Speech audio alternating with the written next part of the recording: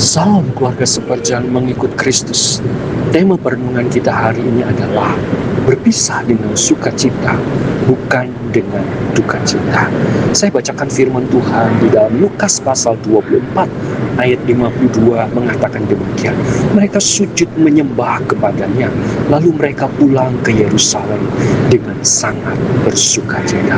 Saudara, ini adalah sebuah peristiwa ketika Yesus mengadakan perpisahan dengan murid-muridnya, dan ketika dia terangkat ke surga disaksikan oleh murid-muridnya di dekat Betania.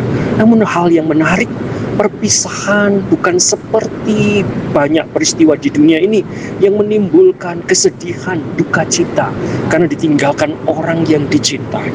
Tapi ini sebuah perpisahan yang penuh dengan sukacita. Mengapa saudara? Karena karya Tuhan Yesus sebagai Mesias telah digenapi di dalam natur dirinya sebagai Allah sejati sekaligus manusia sejati yang datang ke dalam dunia. Di dalam dwi natur Kristus yang ilahi sekaligus manusia sejati tanpa dosa yang memungkinkan dia satu-satunya pribadi yang bisa menjadi perantara pendamaian yang menebus dosa-dosa umat pilihannya, termasuk saudara dan saya.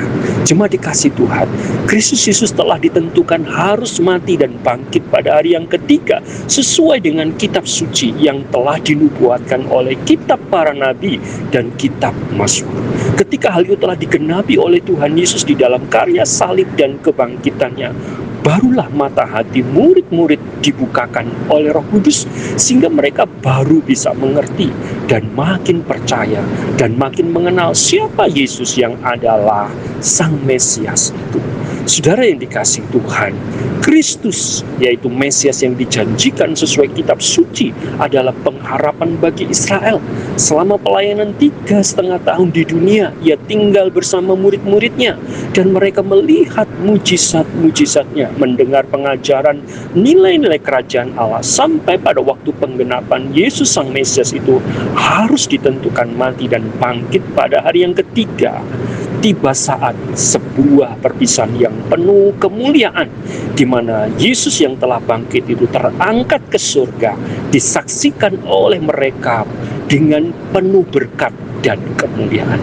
Perpisahan ini bukan lagi duka cita seperti sebelum mereka memahami dan menyaksikan karya salib dan kebangkitannya.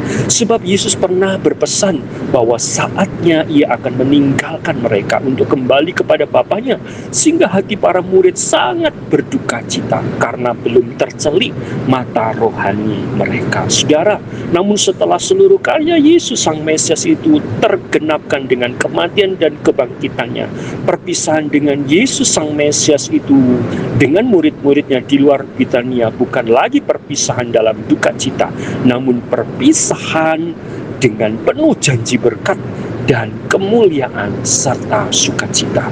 Murid-murid diperlengkapi oleh Roh Kudus dan siap bersaksi tentang karya salib dan kebangkitannya.